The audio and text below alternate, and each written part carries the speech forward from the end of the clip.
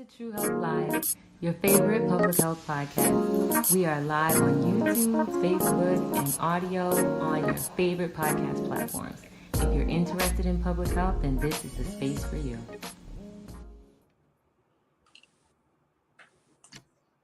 Greetings, everyone. Welcome back. Hi, everyone. How have you been? How's the last 2 weeks? How have they treated you? They've been good. Can't complain. We're here. Still trying to Yes. do the best of everything. But overall, it's been a good 2 weeks thus That's far. good. That's good. Yeah. That's good. Yeah. It's like we have to make the best of it. Like if we look at it, if it's like mindset what we talked about last time. Like if we have like that poor mindset, then it's gonna be, Mm-hmm. crappy, whatever. So yeah. Right. Awesome. So welcome everyone. We are live. As always, like we should be live on YouTube and Facebook and probably Instagram. We're trying something new. So if you see us on Instagram, give us a shout out and say what's up.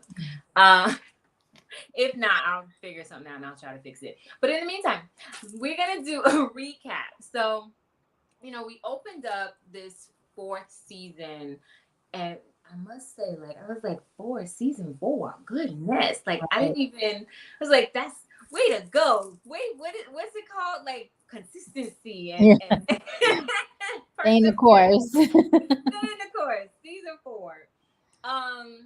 So we opened up with Black mental health. So we're gonna have a Black mental health series, and so that series is gonna be all throughout the season. So then they may not be back to back, but definitely we're gonna always come back to the Black mental health series, as well as the champions, the series where we interview public health or healthcare professionals to go over the different things that you can do in your public health career. For those of you who are like public health students or interested in public health.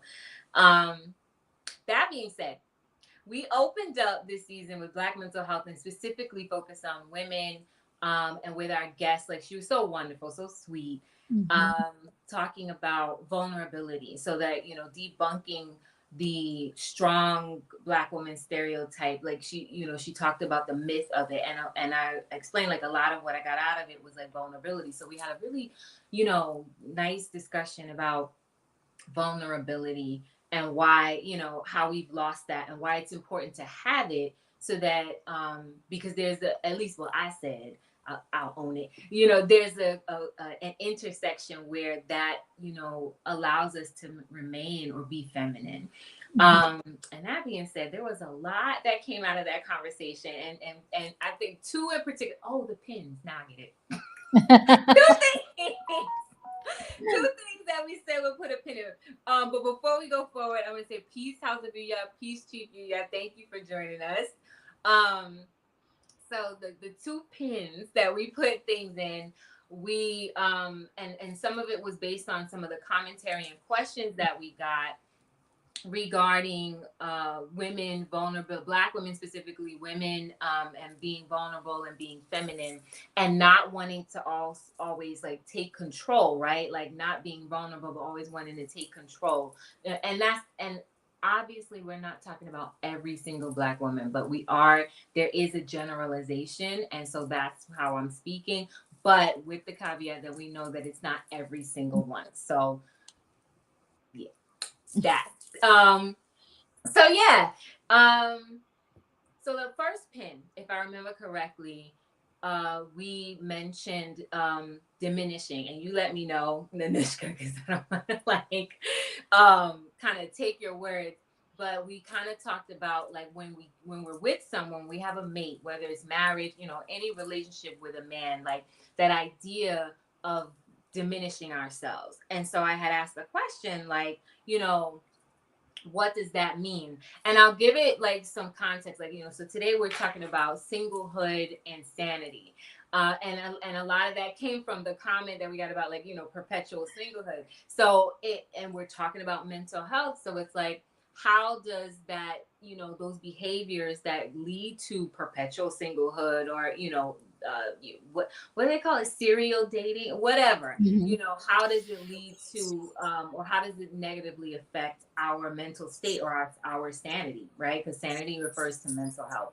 So that first pin being that idea that we have to think about not diminishing. And the question that I had was, well, who said it was diminishing, or whatever that it is?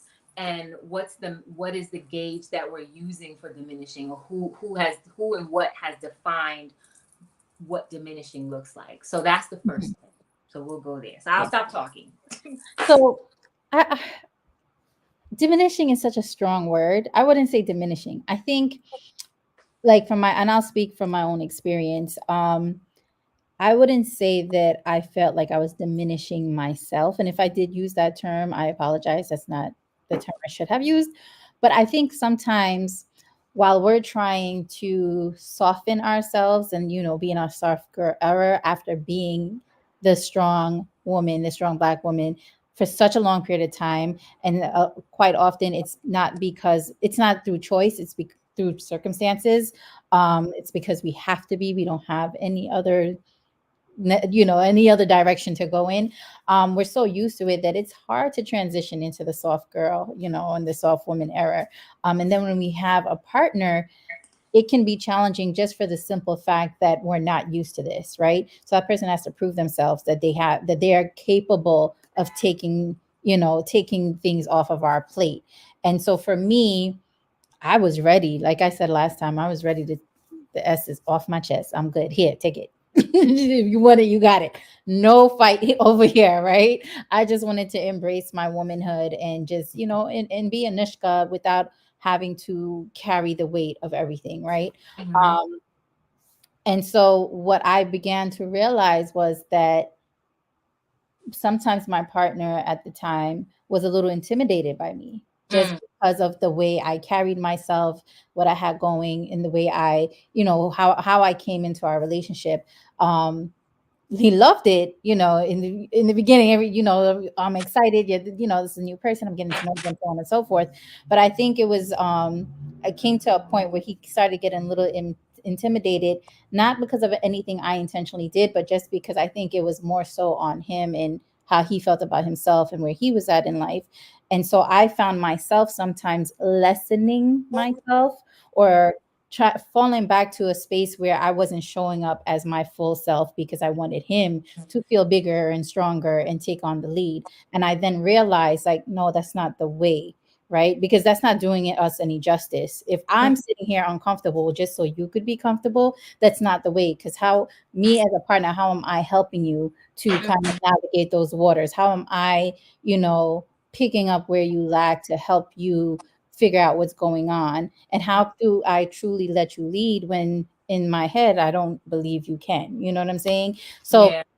it wasn't diminishing, but it was concerning. And I felt like, no, in a healthy relationship, we have to show up as ourselves, our fully ourselves, and embrace authentically who we are.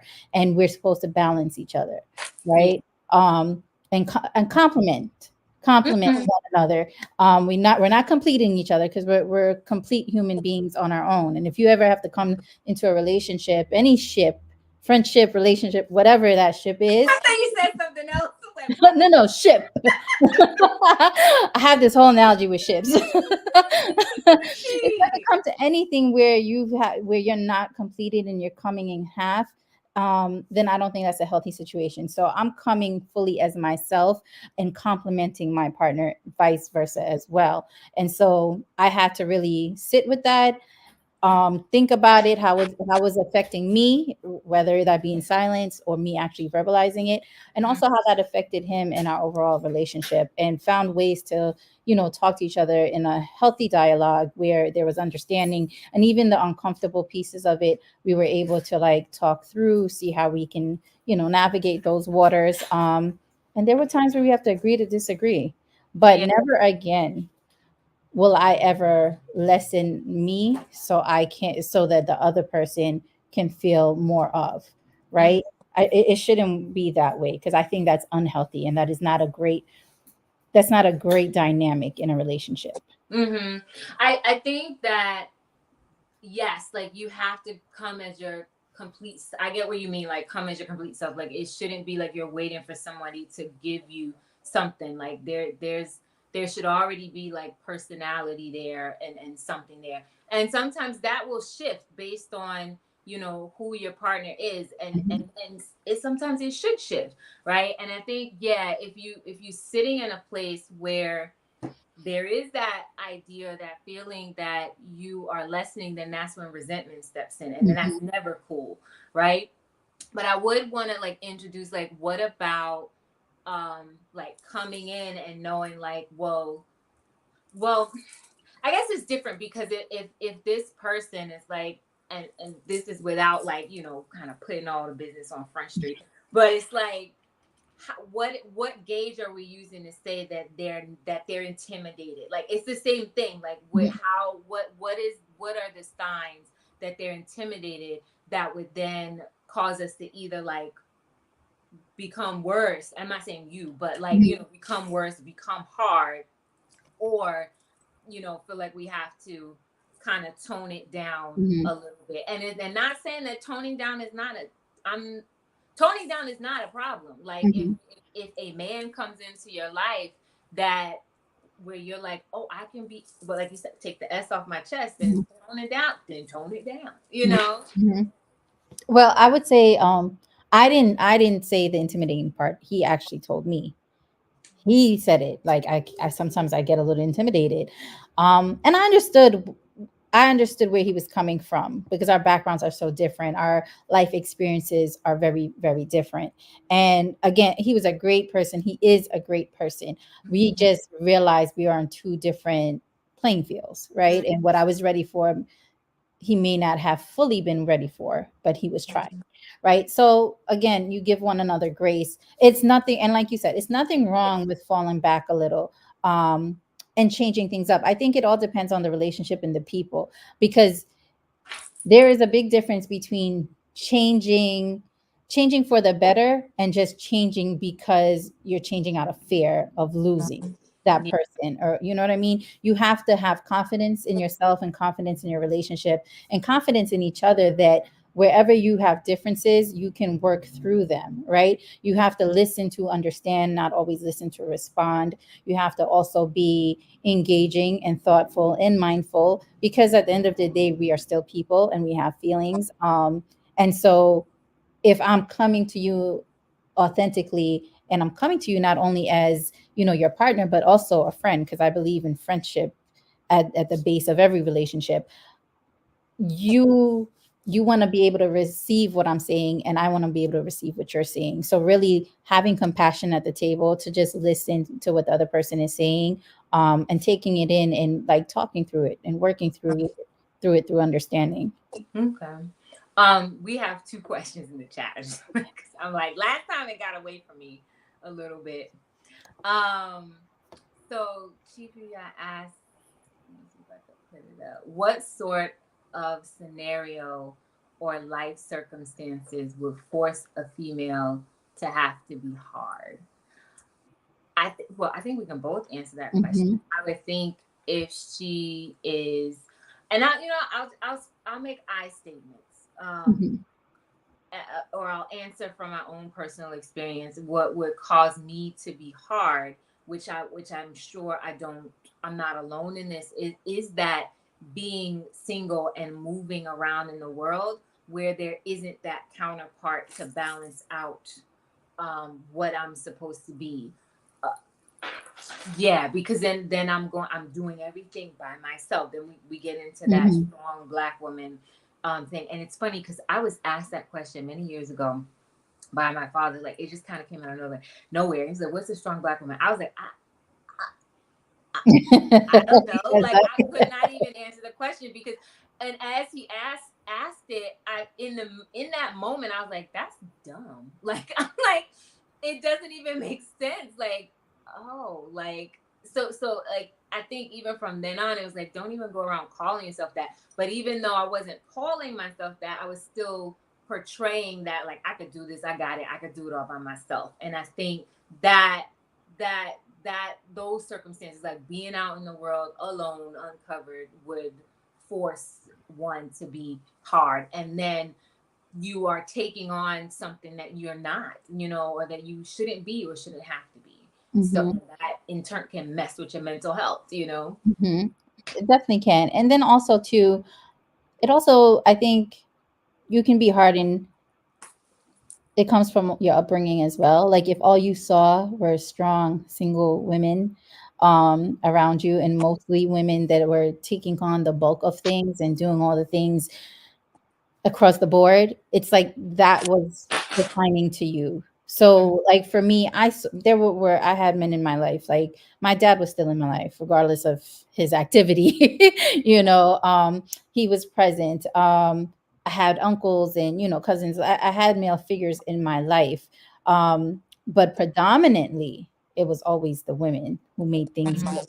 In my household, it was always my mom, and whether if that meant her working three jobs, making sure we were in school, making sure everything got done, making sure that she went and picked us up and took us to school, picked us up, whatever the case may be. And as I got older, I started helping her, so lessening the burden. It wasn't a male figure that lessened the burden for her, it was actually me. And I am the eldest for both of my parents, and so from a young age I took on a lot of responsibility for myself, for my sister.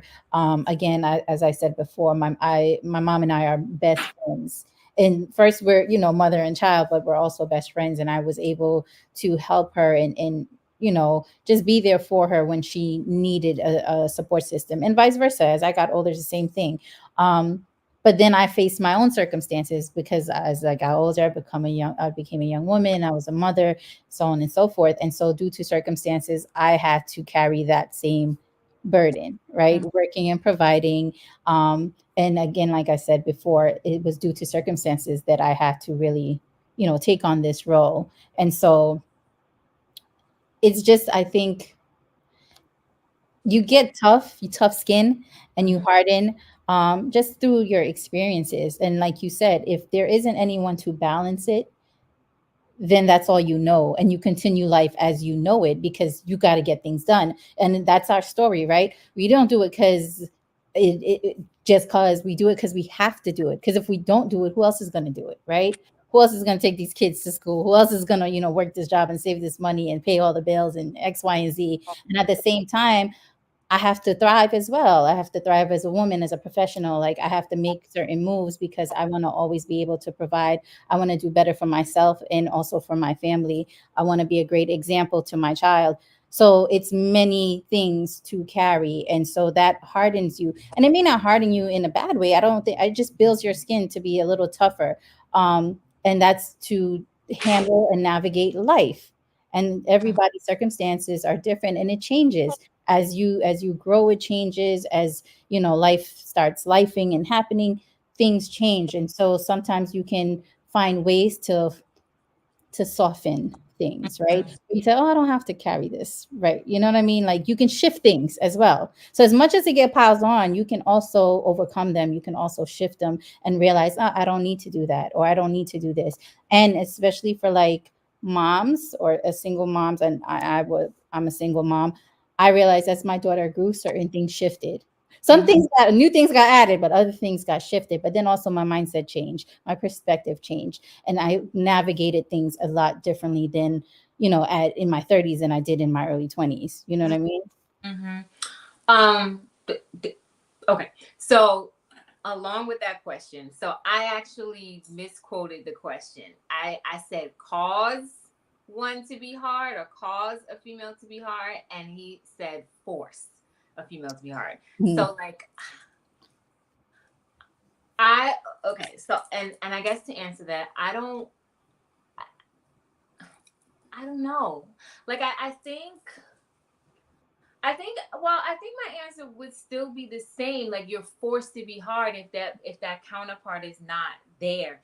But then it makes me think like, well, is your counterpart there not there because of some character flaw that I have, something that I'm doing or not doing appropriately. So then I'm missing out on the governor, as the sample was put in the chat last week about with Mhm. the car as the example. Like, am I missing that entity, that thing, that being that governs me because I'm no behavior, and can't be governed or won't be governed, whether it's like outright cantankerism, or just in thought and how I go about things, where I'm not allowing myself to be vulnerable, feminine. So then the counterpart, the man, is like, all right, see you later, sayonara, I don't want to be bothered. You know Mhm. what I mean? So I guess that would be my answer to a circumstance that, so then it's my fault, a circumstance that will force a female to be hard. So that would be my. And there's another answer, but before I move forward, I didn't know if you wanted to. No, I mean, we're forced into being hard when we don't have a choice in the matter, right? When there is nothing else for us to do but to take on the role and do all the things that we have to do. Like, if there are choices, and of course you have different paths to take, you can do, if you exhausted all of the paths or all of the choices and options that you have, and you have nothing else, and you're forced to wear these hats, you're forced to carry the load. Mm-hmm. Cause, force, however you twist and turn it, whatever needs to be done is going to be done. And I think it's to the individual, like how they navigate that. Like, are you going to overstress yourself? Are you going to cause mental anguish to get all of these things done? Because sometimes we put such pressure on ourselves that we don't realize we're the ones creating the problems, we're the ones creating the issues and the burdens, that we're carrying. And so I think it's to each his own, and really how you look at life. It part of it is of your upbringing, what you were exposed to, what you weren't exposed to, your trials and tribulations, regardless if you're, a young person, or if you're older. Mm-hmm. So there are two questions that they're kind of related, but sort of. So then the next one is, what aspects of yourself were you lessening? And I think that was when you were describing the relationship, Oh, and he said that he was intimidated. I think that's when that was put in the chat. okay. So the intimidation part was, the way I would stand up for myself. I don't easily back down. And I think sometimes that could be intimidating because I'm boisterous and I do stand up for myself. I stand up for my beliefs as well. Um, and I'm a Taurus. So that bull can go toe for toe. I'm not the greatest with the signs and how they. Oh, well, so, and it and so I was surprised though when that commentary came out. Like, I didn't, because I don't think I'm intimidating. I don't believe myself to be intimidating because I have a very welcoming personality. I do stand on what I stand on, but I hold space for and give grace. I hold space for people to share their opinions and perspectives, even if it's different than mine. And I'm very forthcoming with having conversations, because I think, it's better to hold a conversation than to hold a grudge, in my opinion. And so I want to have these dialogues, and I want to talk about things if we can talk about it. But I was surprised when he said that to me, but I worked on it. I said, okay, well, give me examples. He did. And I said, okay, well, maybe I can tone certain things down. What the lessening part of it was, I found from that conversation, I found myself then just saying, I'm gonna let him have it, knowing that I didn't, knowing that my belief wasn't aligned with what I'm letting him have or whatnot. Like, like, all right, I'm gonna let him have that because it's not worth an argument or worth a disagreement. And I'm not gonna, get into it. Because sometimes, you pick and choose your battles type of thing. And so for me, I started realizing I'm doing that too often. Mm-hmm. Right. So that made me feel like, no, you're making yourself small and feel uncomfortable so this person can feel more masculine and feel big, and that's not healthy, because that's not being honest, right? And you want honesty in your relationship. And so I said to myself, like, okay, we don't have to go toe for toe, like, because I started learning too and saying to myself, like, if this is the person I love and this is who loves me back, and we're sharing our lives together, and we're building our family, and this is who I want to be with, and vice versa, then we have to speak in love and move in love, because outside of this disagreement doesn't mean we're parting ways. It means it's a disagreement. So I started changing how, I spoke, and realizing that a lot of times, and we learned this too, like, it's not what you say, it's how you say it. So I had Mhm. to check myself sometimes, not to be so, headstrong, or not to be, I can still get my point across without intimidating him, or without coming on too strong, which can in turn intimidate him. And he Mhm. had to learn me as well. And so we learned each other together, and had the, uncomfortable conversations, and checked ourselves in the midst of that, because sometimes ego does get in the way, Mhm. you Yeah. know. Yeah. There was a few things I was gonna comment on. Like, I guess, like, for me, that's where, and everybody's different. Like, the part about,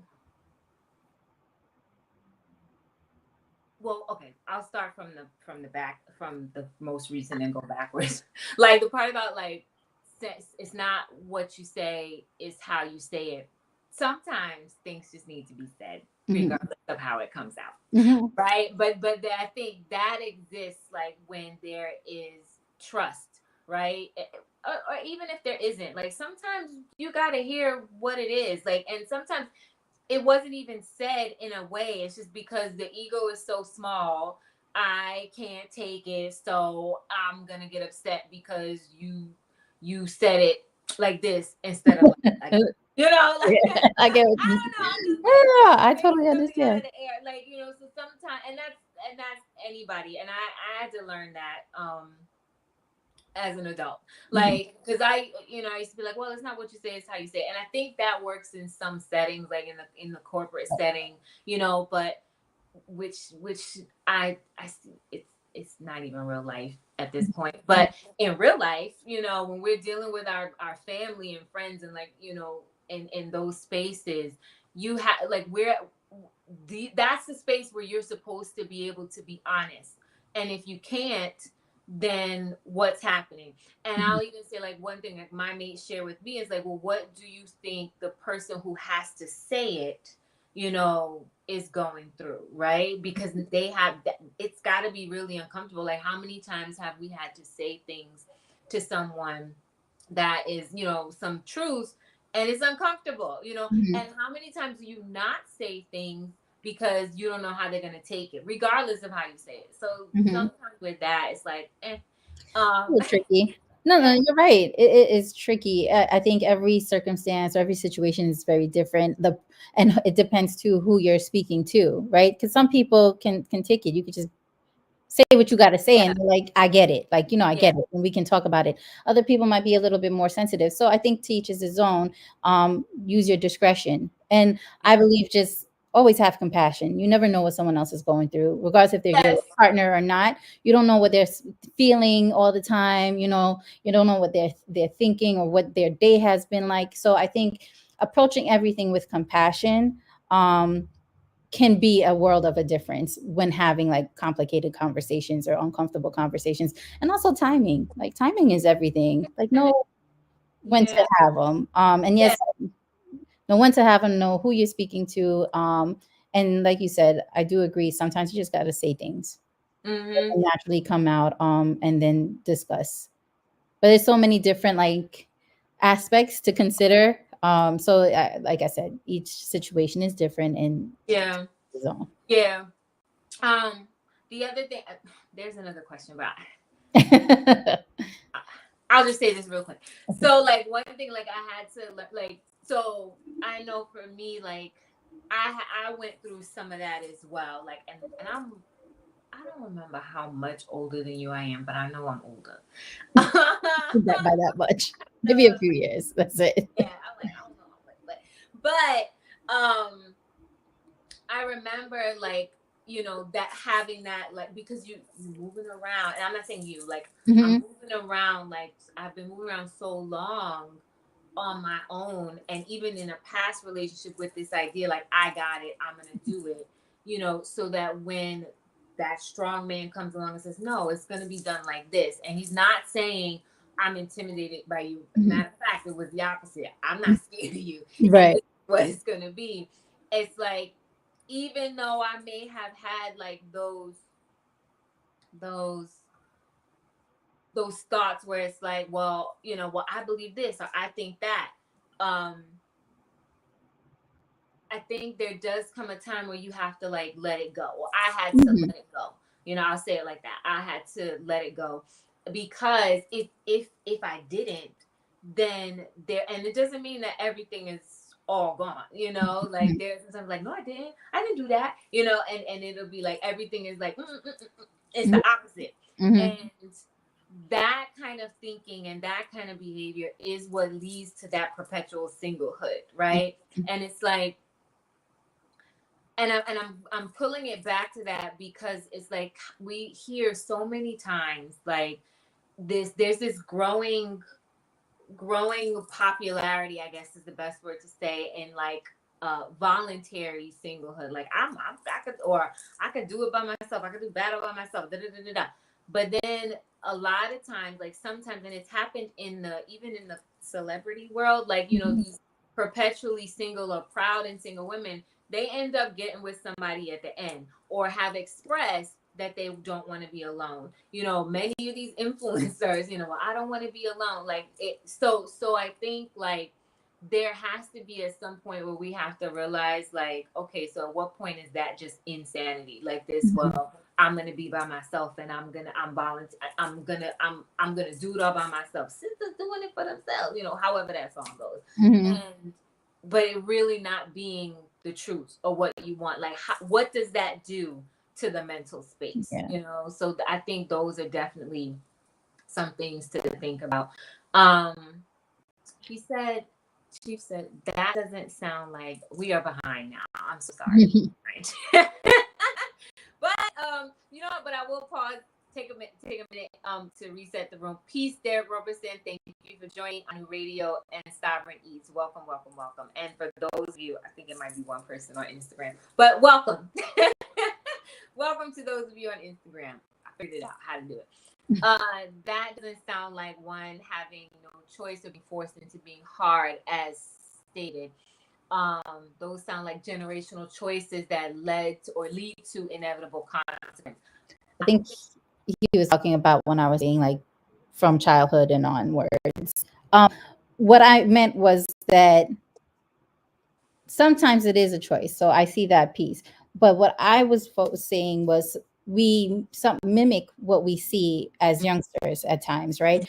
In my personal situation, it wasn't a generational choice for me. It was okay. This was the circumstance when I was little, and this is what I saw. But I always wanted, a two household, parent and marriage and all of those things. Like my parents' relationship did not depict itself on me. It didn't leave any negative like perspective on me. I mean, I saw my parents went through. I was able to process that and so on. But I knew what I wanted for myself. I know what the curses that I wanted to break. I knew what those were from a very young age, and that's because of the exposure that I got. And so as life progressed and I got older and I made my own choices, my circumstances just so happened to kind of be a little similar to my parents on some level. And so at that point, you can't force folks to stay, in relationships. You can't force people to stay in your lives. So if someone departs, then what do? You don't strap them down and say, no, you're not going anywhere. You let people do what they have to do, make choices for themselves. And so for me, it was like, okay, if this is what this person wants to do, then that's fine. I can't change their mind. I can't do anything about that. It's out of my control. So I give that to God. I did what I had to do for myself as a young woman and also for my child. And so it was like there is no other direction to take. I have to be a single mom. So I have to take on all of these things. I have to work. I have to go to school. I have to complete my degree. I have to do X, Y, and Z. I have to raise this baby and do all the things. And I am proud of all the decisions I've made. Could I have made better ones? But no, I'm not. I don't regret anything because those lessons led me to be who I am and led me to become wiser and make better decisions as an adult. Right. So I don't necessarily think it was generational choices that crossed over. I think that my circumstances just changed. Some of it did happen the way it happened with my parents, but not a majority didn't. Because as I said in our last show, I raised my daughter very differently than I was raised. Mm-hmm. Yeah, I think like the generational choices.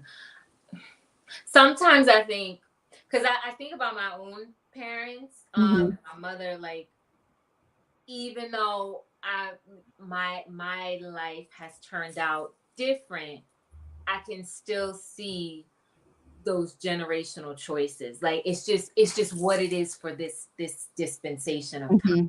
So like she was very like, I got it, I could do it all by myself, which so, and therefore that's what I was, and still am in some ways. It's like, I could do it, I'll be all right, I can do it by myself. And that those are choices like they were made in the generation before me, via Mm-hmm. her, and then I made those choices. And so I have to look back and see how that same behavior, whether learned or inherited, Mm-hmm. has affected or led to the consequences Mm-hmm. that I am experiencing now. No, I So definitely see that. I can agree with that. I can definitely agree with that. I find myself sitting here too sometimes, and even when I was younger, just thinking back to the experiences that those before me had and how that affected me and the things that I did see. So I'm not going to be oblivious to that. And I work on that. I'm a work in progress, and I am not ever ashamed to say that, I can identify where I went wrong. I can identify what behaviors I picked up that weren't mine to begin with, that I was either taught or inherited as well. And I think to myself, well, how do I change this narrative? Because I don't want it to cross over. I don't want my daughter to carry it. I don't want her children to carry it, right? yeah. And so those consequences, traumas, and so on and so forth. I think it takes a lot of just self awareness and just knowing your what you've been through, just being self aware, spiritually aware as well, in order to kind of like connect the dots to move you forward and to Mm, be honest with yourself, right? And self reflect and say, this doesn't sit well with me. It didn't yeah. sit well with me when I saw, my grandma or whoever, just for example, when these women in my life went through X, Y, and Z. And I don't want that to happen here. And I don't want it to carry itself onward to the next generation either. And so I think you just dig deeper and you come to a realization, like, and really kind of self reflect. Like I said, like look in the mirror and be honest with yourself and be truthful and say, okay, these are the things that I'm not so happy about, and this is what I want to change, and not just for me, but also for the future. Mm-hmm. Yeah.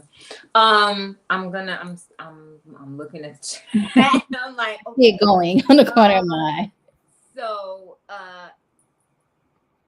House of You asked, like, what are some ways that young women can avoid being in circumstances where they are forced to be hard?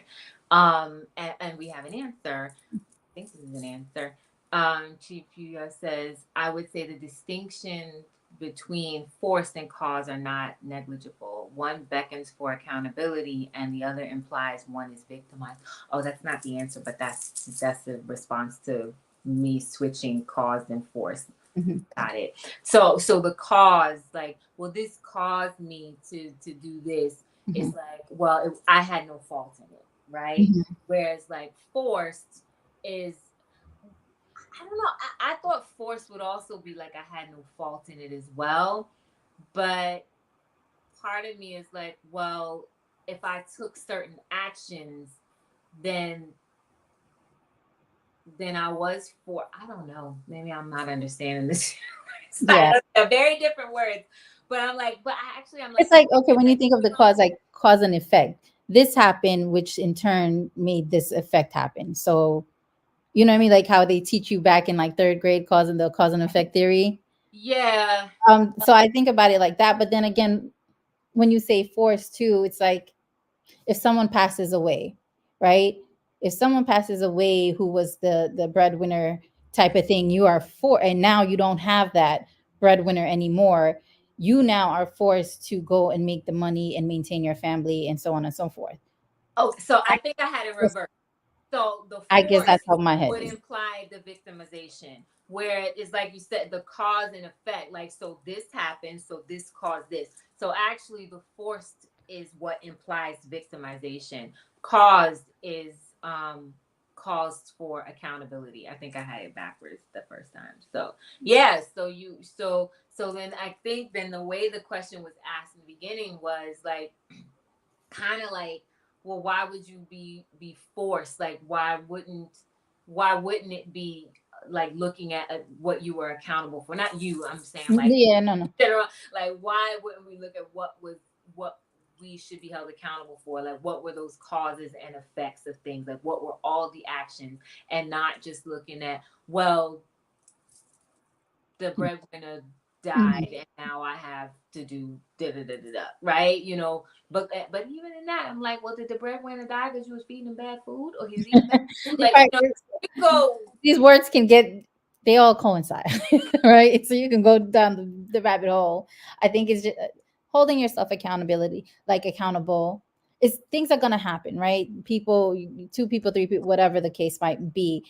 There's always gonna be a cause and effect. This happened, so that caused this to happen. That caused this reaction, yada yada yada, which then in turn forced me to do X, Y, and Z. However you want to word it to understand it or whatnot, it's just a matter of knowing like, okay, things need to get done, and so it's going to be done.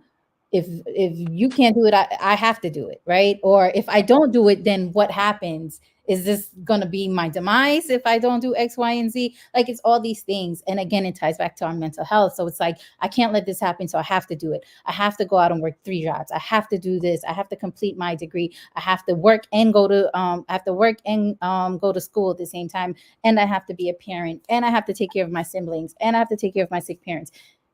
You don't have time to think about anything except what needs to get done, which causes the mental breakdowns and your sanity to be in question, right? And so, however you, regardless if you think it's forced or if it's just like what caused it, and how do I take accountability, it's still things that need to be done. So maybe with if you had a sick parent, maybe if the parent wouldn't have gotten sicker had I made the time to go with them and make sure they did their annual visits, and get their day-to-day medicine. And it could be a plethora of things, right? And so we cannot beat ourselves up about things that are outside of our control, because we don't have everything in control, right? Some things are just beyond us. There's nothing we can do about it. And so for me, like I've been through so much that it's like you make the best of things. You do the best that you can. You understand and give yourself grace that you cannot accomplish everything. We only have 24 hours. We do the best with it that we can. And really, you set your sights on what you can achieve and what you want to achieve. Have your goals and aspirations, and you work through them. Everybody, you may mess up today and be like, you know what, I messed up. I grandly messed up, and I know I did. Mhm. And but tomorrow, I'm not doing this again. I'm gonna do this. I'm gonna take a different route. And we were able to do that because we're constantly changing, we're constantly learning, and we're getting better. But it depends on you. Exactly. Are you willing to do better? Because when you know better, you do better. Isn't that the saying? And it's all about what you want. And for me, as a mom, I wanted better for myself. I wanted better for my kids. So made better choices. Not to say I didn't have bumps in the roads. I didn't make stupid choices sometimes. Sometimes I did, but we live and we learn. Life is trial and error, right? And Mhm. so I don't want any of the causes that were in my generation or generations before me. I don't want that to hinder me in any way in my present time. And I Mhm. don't want my choices or things that I experience to hinder my kid, and so on and so forth. And so we each one teach one type of method. I'm going to teach you from my mistakes, and I hope you can learn from them. But I also know the best teacher is experience. A Mhm. lot of things I wouldn't be who I am. I wouldn't have the knowledge that I have and the wisdom and the self perseverance had I not experienced certain things. You Mhm. know, Yeah. had I not been exposed to certain things either from my family. So Yeah. I did put the link in the chat because I realized I forgot to do it the last time we had the live. So I did put the link in the chat for people to join, and also Chief, you guys backstage, and he's gonna join us because the chat was going off, and I don't know that I can keep up. So I'm just gonna add you to the stage. Awesome. Fix this piece. Good Jesus. evening, good evening, good evening, Hello. good evening. Hey, Peace. All right. There we go. all right. So, thank you for this topic. I think it's a provocative one, and I'm glad to hear these perspectives coming from you two, of course, and those in the chat. But I go back to what I was saying in terms of being forced to. I'm hearing a lot of like, I just had to do this, or I was forced to do this, and it sounds um, like at what point do we identify that we do have our own free will regardless of what we've seen? Because there's a lot of things that we see that are like, I know people who've grown up in church and they were teen parents, and they certainly weren't taught to do that in church, but they did it anyway. And then when someone's pregnant, they say, oh, but I don't believe in abortion because I'm a Christian.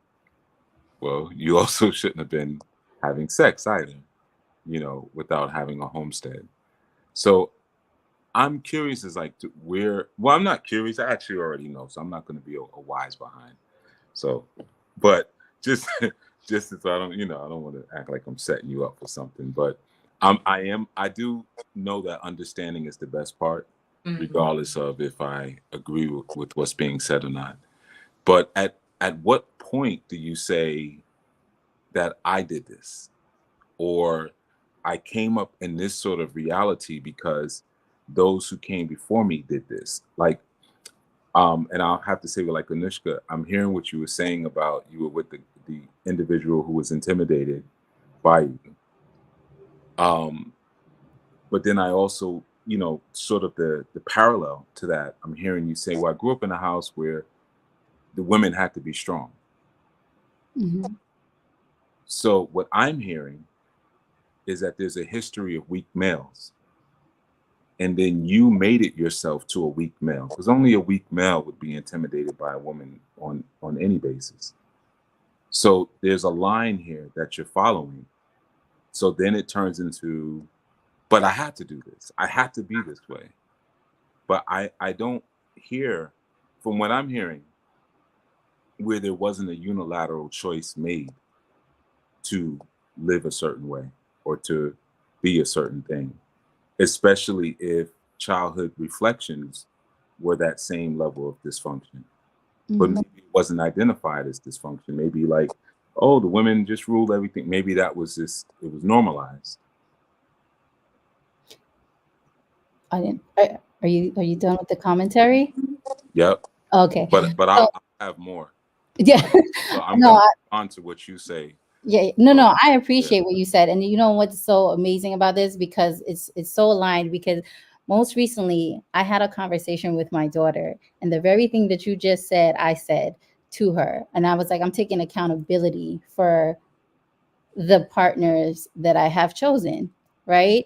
Because I was like, I always, like you said, it sounded like it took me 30 something years to see this myself. Hmm.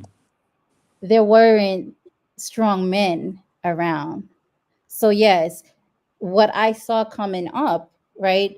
It was never dysfunction. I had to realize, yes, that's dysfunction, because a lot of things were, shifted under the rug and so on and so forth. But Sure. I had to hold myself accountable as an adult now and have these real conversations also with my kid, because I didn't want her to see my mistakes and continue the pattern, right? And I had to say, like, I'm seeing the pattern here, and I need to break this. I need to stop it, because this is not what I want for myself, Hmm. right? And in order for me to grow, in order for me to really have someone who is complementary of who I am, who is not going to feel intimidated, then that person has to be stronger. And then I realized, well, I'm picking what I saw and I said I didn't want, because that's all I know. And I have that, how you always want to give people a chance, and Sure. like that, like you, and I don't judge a book by its cover type of thing, but I think that sometimes does an injustice for me. So I can truly appreciate your feedback on that, because it's something I recognize myself. And I had to be honest with myself and say, you know what, you have to take accountability for that too, because you're the person making those choices for the person you decide to share your life with, right? So I Right. appreciate that, and I truly, I'm glad you came on because I definitely understand your commentary better than reading it through the chat. Mm-hmm. Absolutely. I, my curiosity also is in like how your childhood experiences transcribe to your choice. And what I mean is like, we may have fathers who are weak, mothers who are domineering, or it could be vice versa. Your father may be a domineering jerk, and your mother may be someone who doesn't advocate for herself. So it can go on either side. But I'm curious, like from a woman's perspective, what, like, now that you're saying that you've taken accountability, you seem like, okay, well, maybe that wasn't the formula to yield the best results. What was acceptable that you saw before that you look at now and say, like, no way, that's unacceptable in a partner? Like, how did it transfer? Because I'm sure, like, you saw certain things growing up, but I'm sure these men loved you, gave you hugs and ice cream. So it's not like, like there wasn't a relationship there. But how did that lack transcribe? And now that your eyes have been open to it, what are the things, what are the standards that you say, no, this is unacceptable? One thing that sticks out is the mental and emotional abuse that was Hmm. always accepted. And it was like in the culture, it's no, you stick by your husband, you have children, so what are you going to do? You can't leave your home because you have two young girls, or you know what I mean? And so that dysfunction and that type of abuse, and even to like physical abuse, I saw. Hmm. I never agreed with it since I was young. And even as I grew now, I became more so strong minded about that. Like, that's just not acceptable. You don't do things like that. You don't treat your loved ones in that way. Um, and so for me, some of the men in my family really kind of set a low standard Hmm. when it came to men, because it's just like, this is not what I want. So I looked at Indo-Guyanese men with Hmm. disgust due to the Sure. fact that I this is all I saw, and I said, "No, I don't want that for myself." And so now that I'm older, I definitely know the difference, and I see things and I see certain red flags, and I'm like, "No, I don't want that," regardless of, the kind of person that it is, regardless of race and nationality and so on and so forth. There's certain things that I want for myself. So if I see like certain traits that I saw when I was younger, I know it's time for, I don't entertain it. So are you aligning the idea of, and I know I use the term weak male, so that might not even be your term. So, but I'm Mhm. just going to say, but are you aligning the idea of a weak man or male? Because I wouldn't really call, so a man is not weak. Um, Mm. so a weak male, are you aligning that with the idea of also an abusive one? Not necessarily. I think Okay. those can be two different, like two different aspects of a male. Just because you're weak doesn't mean you're going to be abusive. And if you're abusive, I think that is on some level weakness. That Uh, shows weakness, because if you have to abuse to feel powerful or to be empowered, then that's conflicting. well, abuse can also be negligence. Hmm. So I a agree. male who's weak is in effect abusive because he's standing in the place, he's posturing himself as one thing, of course, garnering your trust based on what he's impersonating, and abusing your trust. He's robbing you. It's theft by deception. So Mhm. essentially it's still an abuse, abusive positioning. I mean, even if a weak male enters into your yoni, it's abusive because Mhm. he's depositing weakness within you, you know. Absolutely. But so now, as you spoke about, like, some of the challenges you saw with Guyanese males, um, what was it in the women or the females that complemented that sort of mentality or that sort of character? Because obviously they were just as wicked and dysfunctional as evil as you're describing the males. So what was it about them that was also evil, that Well, made those relationships come together? I wouldn't say, I wouldn't use the word evil because I definitely don't think of my mom as evil or wicked, or my grandmother. But I think it was more of a Hmm. cultural thing. And I think from generations prior, that was learned and inherited. It's like, this is what you do, this is what you accept. And so it was just like from generation to generation is what was taught, what was displayed and Sure, demonstrated. And so everyone just gravitated to what the elders said and kept it moving, and no one questioned it because we're taught, don't question your elders, right? That is a form of disrespect. And because no one questioned it, and people were afraid to question it because you'll get in trouble, especially the young women. sure. Don't be a female and ask a question, because then Hmm. it's like you're disrespectful, you're out of pocket, so on and so forth. So it was just like everything was all hush hush, and so you just follow suit, and it kept happening and happening. My mom she didn't find her courage until I was a teenager to break away, and that was a very hard thing because my sister and I had to encourage her and empower her and keep Sure. helping her. And so I think for me, the women entertained it, I would say, not because they wanted to be abused in any fashion, not because they liked the dysfunction, but because that's all they would know. That's all they know. That's all they've seen. That's all they were taught. And they didn't feel that they had any other choice. And they were led to believe that without this husband, you cannot survive, you cannot thrive, because he is the one to take care of the household. That was the perspective until So I'm sorry. Go ahead. I'm no, listening. and that's from back in the days, and that's from people staying back home and not knowing any better, and then they come to the States, and it's very different. Women are more empowered. There's more opportunities. You can go and work now. You can make as much as your husband does, or your partner, if not more. And so I think my mom found her independence and started thriving and like really standing up for herself and finding the courage to say enough is enough. I don't want this for myself, and I don't want this for my kids. Yeah, that's actually what I was going to ask. So when you said, like, when you came into your teen years, like she started advocating, I that's what I was going to ask. Like, were you in Guyana or were you in Oh, America at that we were point? in America. We came up here back in '89. Okay, all Yeah. right. So okay, so you came into your teenage years in America, Hmm. and you started to see that there were different options other than the route. But it still essentially sounds like, I mean, yeah, there's this saying in the Caribbean. I'm like, everyone knows like Guyanese men are crazy. Like, it's just what everybody says, right? But Well, hey, just like Haitian men, y'all face. I don't know I what mean, you I smile. Everybody says it. Haitian I men are have crazy. Haitian family, so like it's the Yeah. Caribbean, like it's just this culture of, and I always felt it. I felt like, and I guess this was due to what I was exposed to. I felt like Caribbean men they felt that they were superior to women. I used to be like, no.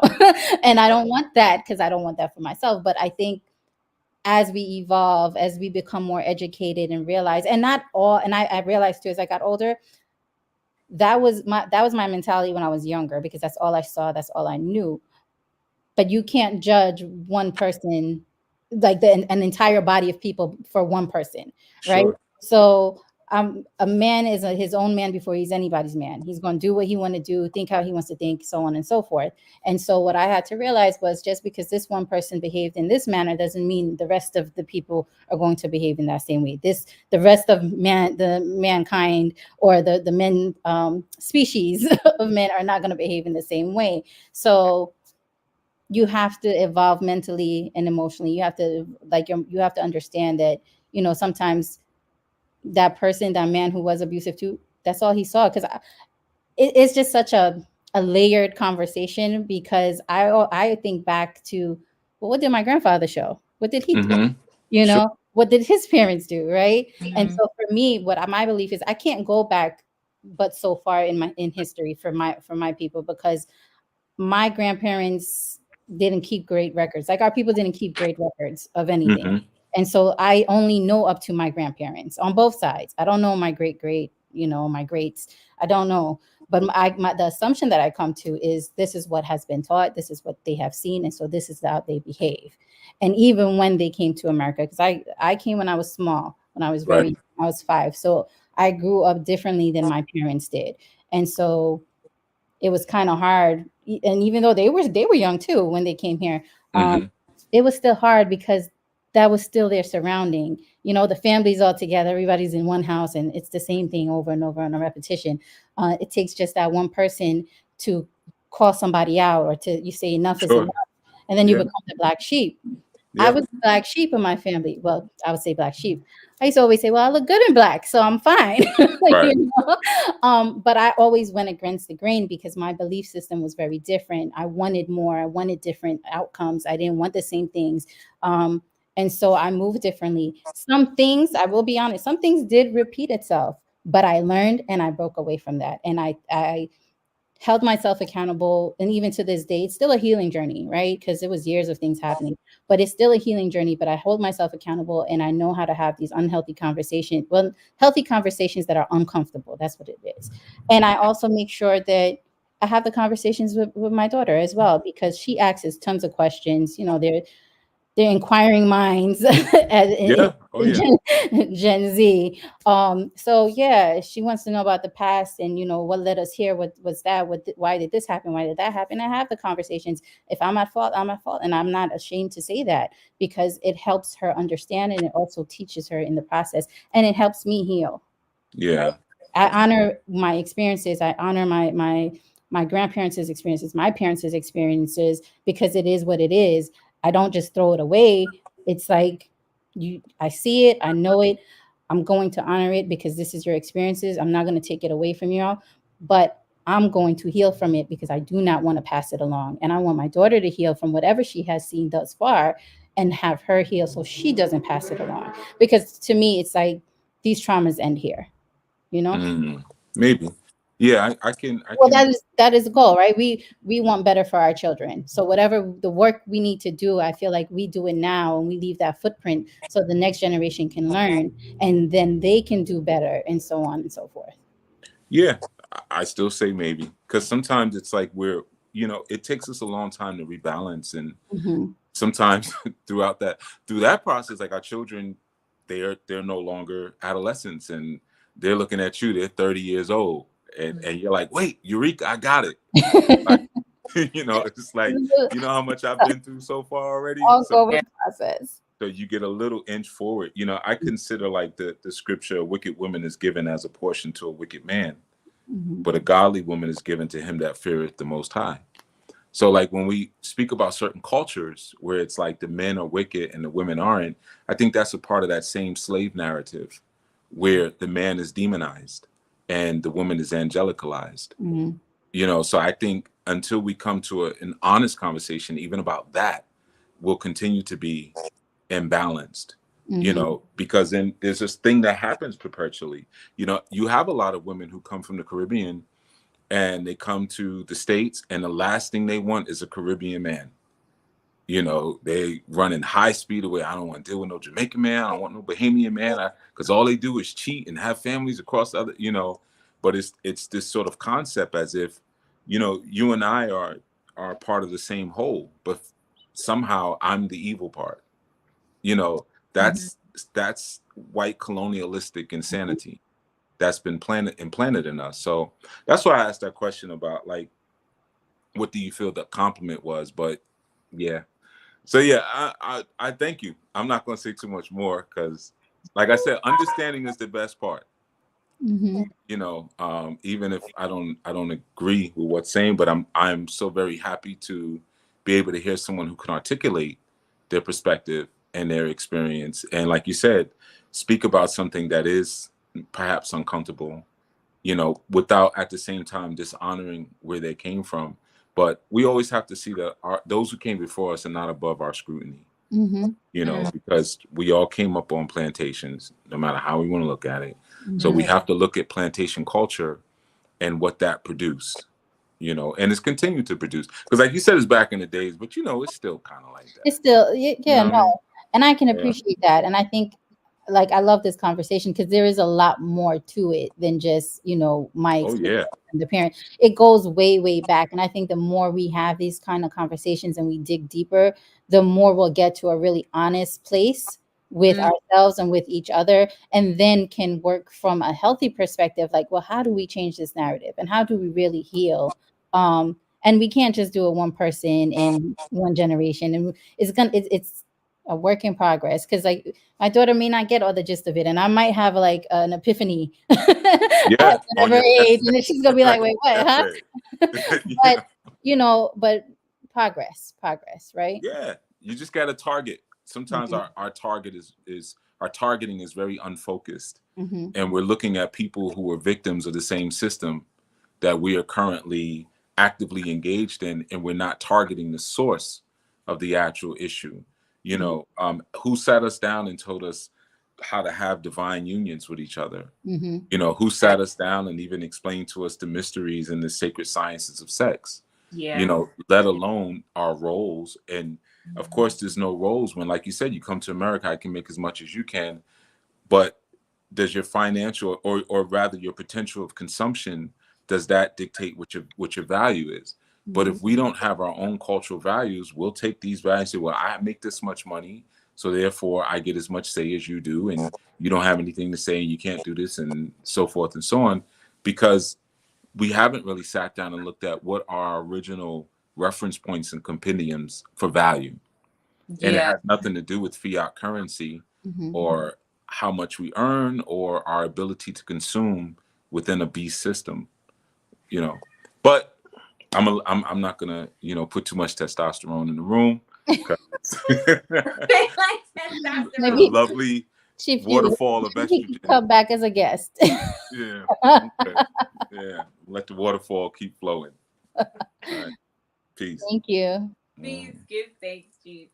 sure. Um, you know what? He brought up a really good point, and there are questions in the chat. It was a really good point. That kind of I wanted to segue into that, like where he quoted the scripture about the wicked woman being, paired with the wicked man, but the godly woman will be paired with the godly man. And I know those were not the words, but I'm leading to my point about, um, one, and this goes to one of the other pins that we had from the last show about the that I guess it would be like cognitive dissonance, like of being in church. Like, okay, a better example was when Chief talked about the example of the teenage pregnancy. Like, you're a teenage mom in church, but you're not supposed to be doing that. So there's this movement like, well, I'm a Christian, I do this, I do that, but you don't necessarily want to accept all pieces that are there.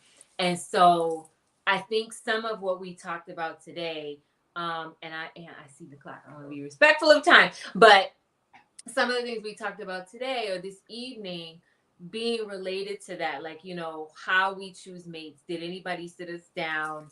Um, you know, even if they did, like, are we understanding them the way that we're supposed to? This is why understanding is the best part. And Mhm. then, like, are we even accepting when that truth is given or when something is given, or do we sit and like, well, I don't believe in that, or that's not how I move. But at the same time, I'm saying I go to church and I'm a Christian, and I do this and I do that, you know. So it makes me think of, like, so the comment that I made I keep wanting to say last week, but 2 storms ago on the live, about like the idea of like partnership. And I think there are some times where it probably is a partnership or like equal, but for the most part, we're not equal to them. Like, we bring different things, and things that are inherently different can never be equal, Mhm. and we've been given our title, like, I'm gonna, bring out Eve, and she's gonna be a helpmeet, because you need help, you need to be paired up. Everything else on this planet is paired up that you have dominion over. So this is what's like you as well, and it comes from you. And that idea of, and that reality that we don't, and I'm saying we, as in like I'll just, or the collective females, right? And again, we know that it's not everyone, but like collectively, it's like, well, I don't want to obey, or I don't want to do this. I don't want to, I don't want to, I don't want to be lesser than, you know? Mhm. But at the end of the day, this is what it says right here. At least that's what, you know, for those of us who follow scripture, like that's what it is, and that's how we move. And for some people who aren't, I would, or like say if you're not, you know, you don't follow scripture, or you say like, well, I don't, that's not how I move, that's not what I believe. Okay, that's fine. I would also say then how do we explain, like there's studies the world over that show that married people have better mental health outcomes than people who are single. And again, that doesn't even, it goes against like this whole movement of like picking, you know, being single voluntarily, like just things that just don't make sense, people doing things that don't make sense. And then that takes us back to like, you know, what's happening, like what is that doing to our psyche, what is that doing to our mental health, where we're constantly engaged. And at this point, when I say we, I'm just saying collectively, like people moving around, constantly doing things that don't make sense, or going against what the universe is, just because, like it just doesn't make sense to me. I think, especially in this public health, I think all this is valid, and in this public health space, um, like a lot of things are so made up. Like everybody's getting information from every single place. You don't know what's real, what's not. Say that again for Again, the people in the back. A lot of right, things a lot like of things. And made up. and I have a girlfriend that is super smart, and like she said, like she researches everything. Like she'll have an answer for everything, and she'll have the facts to back it up. And I learned so much from her just by having just regular girlfriend talk. And she always says it, like everything is made up. Like you have to know yourself, right? Be self aware and have your belief system and have your community, and always be grounded and centered, because if you follow all these things and follow the noise, you're going to be all messed up, right? So, for the people who choose to be single, I see it as, if you know that you have work, self work, inner work to do, and you choose to be single, I look at it as, okay, well, then you're choosing yourself in this moment. Doesn't mean you're choosing to be single for the rest of your life, but in this moment, you're focused on self so you can be better for you. And in turn, when the time is right, you can Mm-hmm. be the best partner you can be for who you're meant to be with. And Mm-hmm. other people are so quick, like, I don't want to be alone. I got to get with somebody. I got to get married. And Mm-hmm. it's sometimes they miss the point of what marriage entails, what it is. It doesn't, you got to go back to the foundation, like, well, what is it that you want, and are you ready for this type of commitment, because this is a life commitment. And a lot of people, I find, this day and age, don't have that. They don't have that level of understanding of what marriage should be and the kind of commitment it is. And it's not, and you always hear people, oh, well, throwing the keys, you're going to jail, when they think about marriage. But why do you compare jail and marriage? Like, this is not a hellhole. Like, this is a beautiful thing. It's supposed to be a union of two people choosing to be together and share their lives together, right? And to build a life. And so I think society has like thrown all of their opinions, and people are like grasping for this, that, and the third. And some people romanticize all the wrong things, that there's so much confusion. So that's why it's like nothing is real. Like it's all bogus. So Yeah. You know, and I would also throw in though that we're working with different timelines, right? mhm, So like in that, you know, singlehood, yeah, you know, according to the census, almost 50% of adults are single. That's mhm. that's not a good stat. And then when you break it down by race, black people are at the top of that.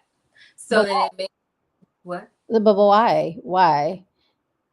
Well, that's the question. Like that's what we need to find out. Like why? And I think if I remember the stats correctly, so like for Black Americans, around 30% are married compared to 53% of white Americans. So like we marry at or melanin dominant individuals marry at lesser rates.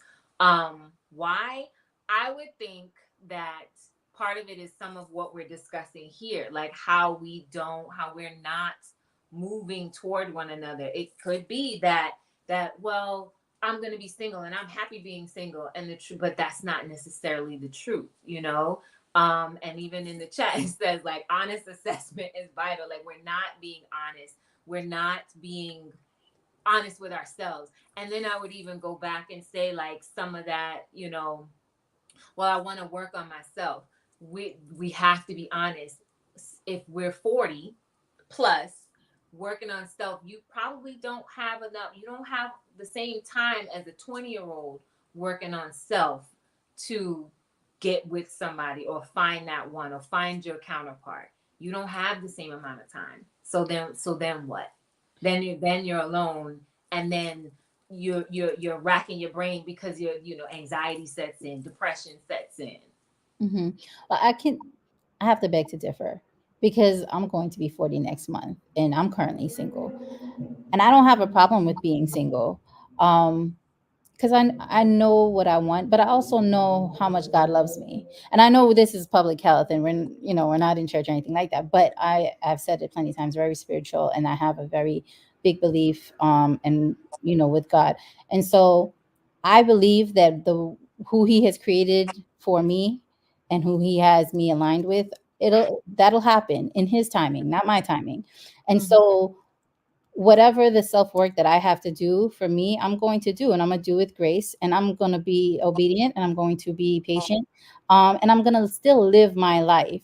And I think the pressures of, oh my God, you're going to be 40, you're not married. I always had that pressure. I'm one of the eldest out of all my cousins, I'm the eldest of my siblings, Mhm. and those who have gotten married at younger ages than I are now divorced.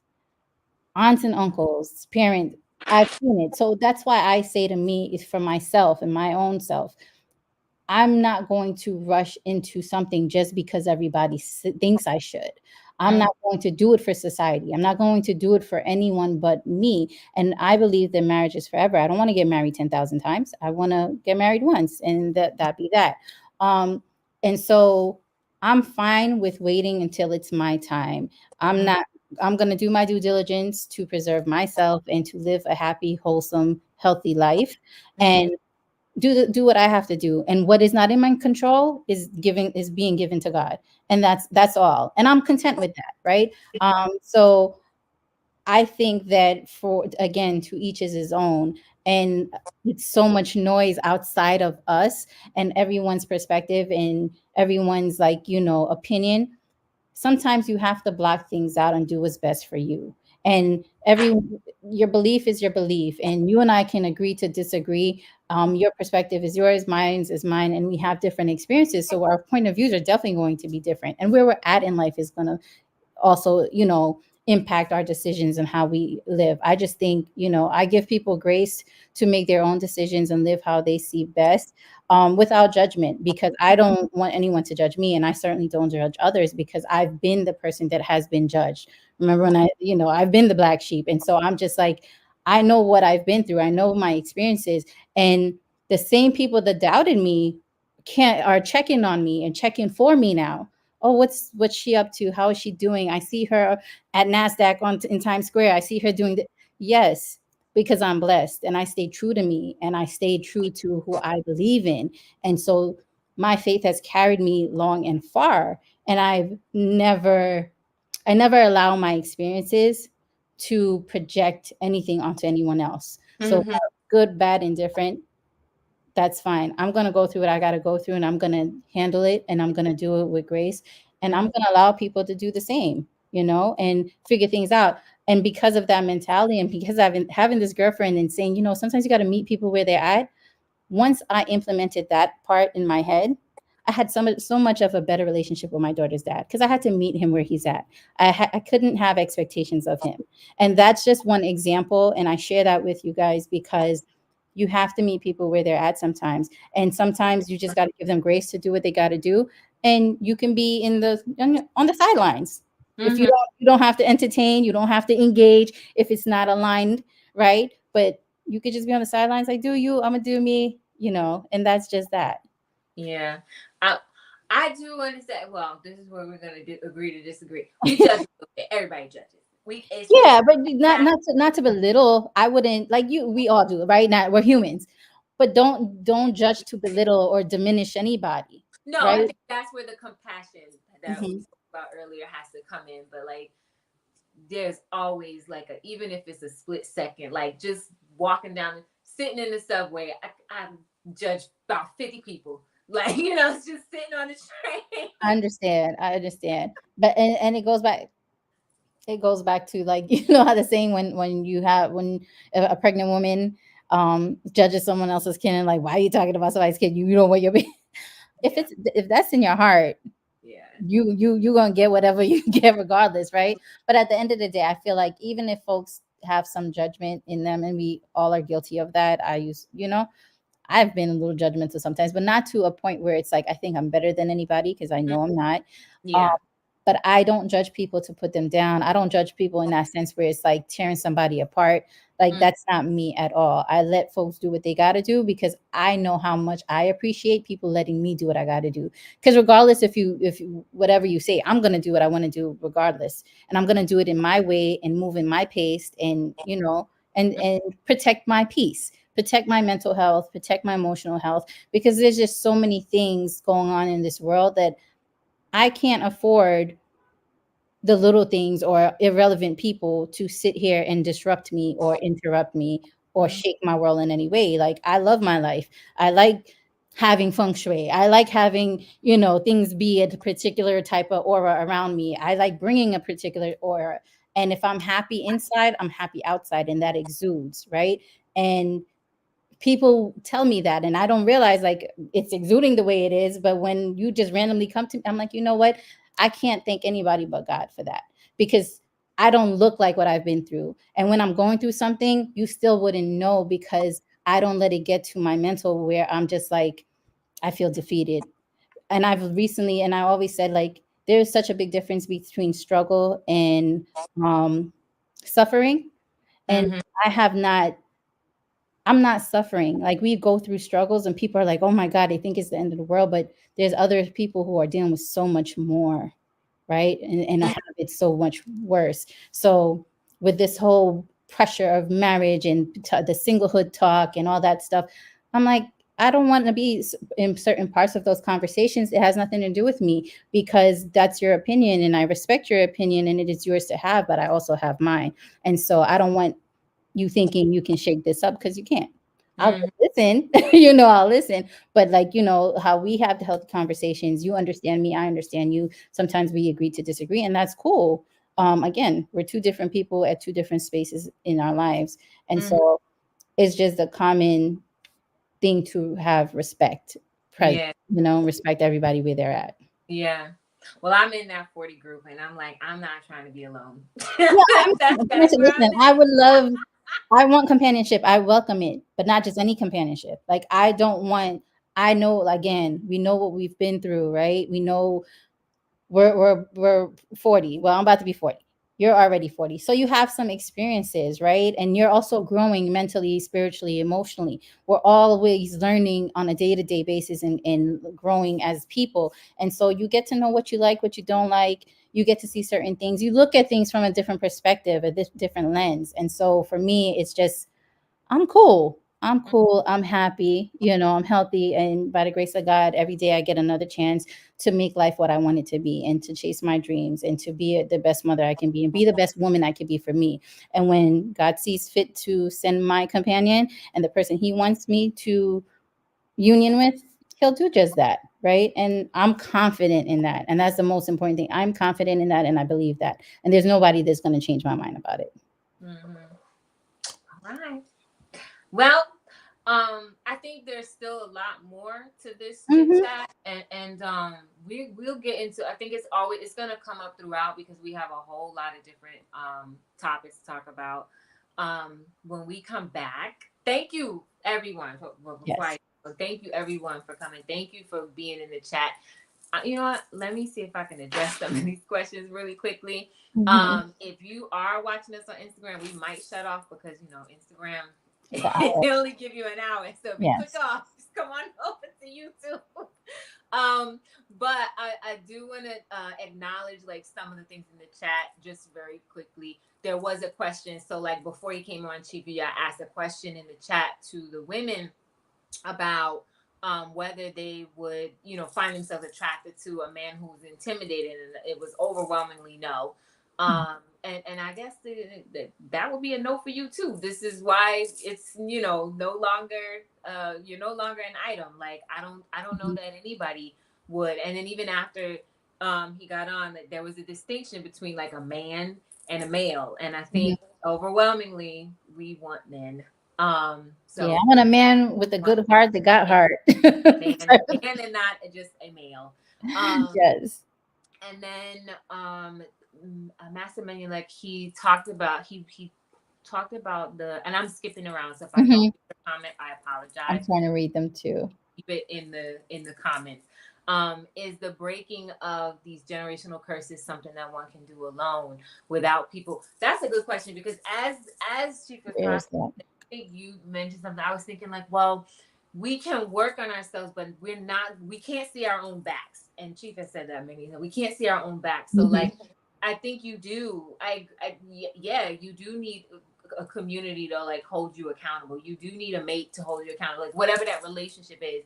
Because if not, then how do we know that we're really addressing or fixing the thing that we're saying we're working on?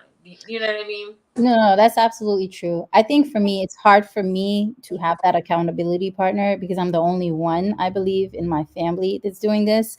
Um, so what I do is I I I look inward a lot. And there have been many times that I had to face, the things that the choices I've made and the things that I could have changed. Like it's like holding the mirror and you're like talking to yourself and you're like, all right, it's time to be honest because you can't lie to you, right? And I do a check because I start having certain conversations and asking questions to my daughter to see Mhm. what her response is. And I asked her so she can reflect on me and see if my behaviors have changed. Because I know if my behaviors have changed, they have impacted her. And therefore, she moves a particular way and her behavior changes, right? Mhm. If I'm gonna be like, for instance, if you have a parent or you have a family member always barking at you, yelling, da da da, you're Mhm. going to be more aggressive in your response or you're going to zone them out like these like her generation they're going to whatever and not listen and whatnot and you're not going to be able to be impactful whatsoever. But if you come to them in a way where they understand and where you can have open conversations where you're having honest conversations and your tone is different, your compassion level is very different, then they're going to respond to you very differently as well. And 9 times out of 10 they're going to take that with them, right? And that's going to help them change their behavior. And you have to practice it and you have to implement that. And it has to be consistent. But I try to like I'll have conversations with my mom too, but my mom is also going through her own like health issues, so it's hard to have certain conversations with her. Um, but I try my best, and I try to get as many relatives as I can to have these conversations. But I also know my people, like I know how they are, So and I know who I can have well, trying to conversations have with. a conversation about take care of yourself and things. Hmm. Yeah, but it can be done. I do agree though. You do need a community. You definitely do. And sometimes community doesn't have to always be family. Community are the people who understand this journey that you're going on. And I have girlfriends who are my community and I have, friends, male friends as well. I think your community can be your family. No, no, no, it can be. It's not always your family, but I'm saying if you don't have your family. No, no. What I mean is, your family does not always have to be blood relatives. Yes. That's what I'm Yes, saying. yes, yes, yes, agreed. Hmm. All right, and we're gonna wind it down. So Chief, you got put in the chat. The woman was created. I think this is when I was talking about the help me. The Mhm. woman is created for the man. 1 Corinthians 11:9. Neither was the man created for the woman, but the woman for the man. So that I think it goes into a lot of what we were talking about. Again, this is gonna come up, I think, all throughout. Um, that goes back to that cognitive dissonance, and I'm speaking specifically to that group of people, because again, if you're not that person, well, I don't go by scripture, I don't go by, then it wouldn't apply to you. But if you are in that group where it's like you in church every Sunday, and then yeah, this applies to you. Like, that's that cognitive dissonance, how you can, you're having these two opposing thoughts. If you're not following what you say you follow, then there's something wrong there. Mhm, mhm. that has to be rectified. So I would just put that out there for all of you listening. Sabrina says, even if we could see our own backs, our emotional, I think you might have pressed enter before you finished, or maybe saying, okay, I'll just let you finish. I'll come back to it. Ani Radio says, thank you for sharing. Thank you for coming, listening. The beauty of free will is not having to convince anyone of a mindset. There's also beauty in receiving understanding, which honest discourse helps with. Yeah. And that's what we're going to be doing all this season, because I think like we had like really good conversations and talked about like a lot of different things in public health. But I think this season it's really about getting like to those raw conversations, because we always say like we're gonna touch the topics that nobody wants to. Okay, well, season 4, it's on. Touching them. Ready to be uncomfortable. Get comfortable with being uncomfortable. It's okay. It's okay. All right. So give thanks, everyone. I don't know if you were finished, Savanese, but if you weren't, please put it in the comments and we can start a dialogue in the comments. And for those of you, any comments that I missed, please put them in the comments, or I could also, put them in the comments. I'm not gonna commit to something. I'm not. So thank you, everyone. So we'll be back on the 23rd. Where we'll have a guest, Dr. Iruku. She is a professor at UNC, and we're going to be talking about how racism affects children. So she's also another speaker that I met at a conference, and I thought that her keynote was really, really good, and really there was a lot of good information about racism and how it affects children, and talking about how it induces trauma and stress, and what that does to especially brown children. So she's going to join us on the 23rd. So be there or be square, but don't be square. Don't be L7. Come here and listen to what we got to say. So we'll be back same time, 8 p.m.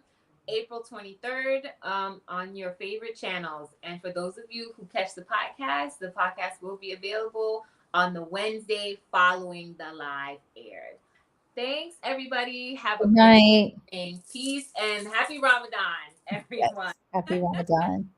Peace.